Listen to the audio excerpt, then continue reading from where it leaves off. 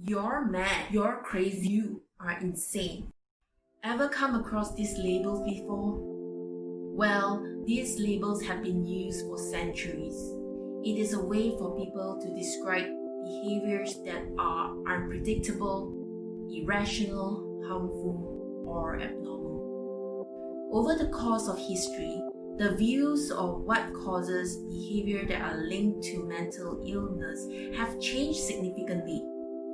However, up to this very day, stigma of mental health issues is still widespread in Malaysia.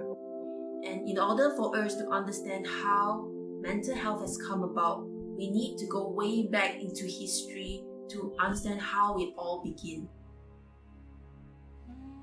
It all started during the ancient civilization. Back then, people believed that those who are exhibiting symptoms of mental illness were possessed by bad spirits, known as demonology. And you wonder, how was mental illness treated then? Well, ritualized ceremonies were held to exorcise the bad spirits, where physical attacks on the sufferer's body were frequently involved through torture, flogging, or starvation. These treatments did not help the sufferers, but only made the situation worse by causing more distress and suffering. Heard of witches before? In the beginning of the 13th century, women with a mental health problem began to be persecuted as witches who were possessed. Witch hunts did not decline until the 17th and 18th centuries, and more than 100,000 presumed witches had been burned at the stake. How bad is that? The demonology explanation of mental health issues had continued until the 18th centuries in Western societies.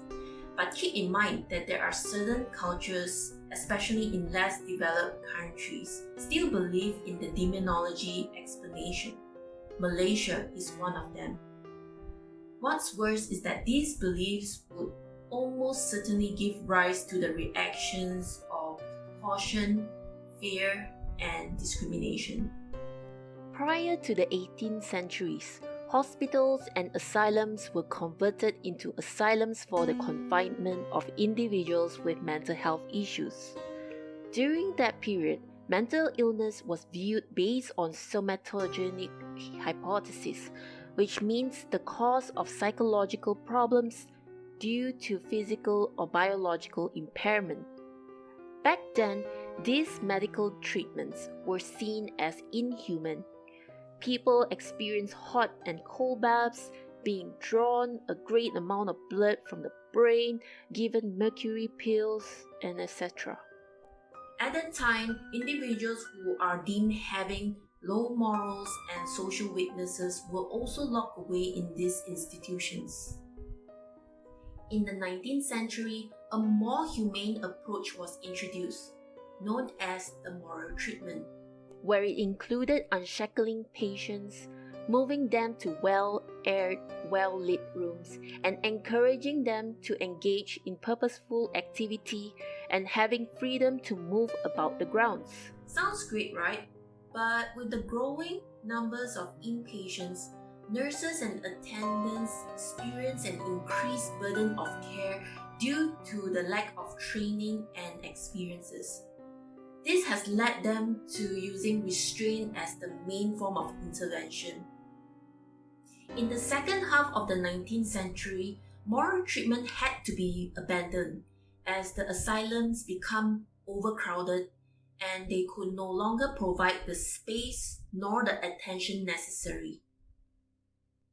Between the 1950s and 1960s, more effective pharmacological and psychological treatments were developed. Individuals with mental health issues have then moved away from long-term hospitalizations to various forms of community care. That is when people realized that individuals who exhibited severe symptoms of mental illness was able to function back in the community, of course with much support and supervision. In 1963, the US Congress passed a Community Mental Health Act that specified that rather than be detained and treated in hospitals, people with mental health problems had the right to receive a broad range of services in their communities, such as outpatient therapy, emergency care, preventative care, and aftercare. So what do you guys think? Do you learn anything from today's video? Well, for me it is great to see how mental health has evolved in the past centuries, and there's just so much that we can learn from it. From history, what I've learned is that individuals with mental health problems are not possessed. They do not need to go through exorcisms or other torturous ways to be normal. They do not need to be locked up in asylums, lifelong custodial care, as they do not help in the long run. All they need is the right treatment with love, empathy, and support from the community. Unfortunately, stigma and discrimination towards mental health is still a significant issue in our country as well as other parts of this world. Let us all try to reframe the negative beliefs of mental health, and let us try to gain more knowledge about it. As always, thank you for watching. If you like our video, don't forget to thumbs up, share it, and subscribe. And if you have not checked out our previous video, click over here. And also check out our podcast, The Mind Speaks. Links are in the description down below, and we'll see you very soon. Goodbye!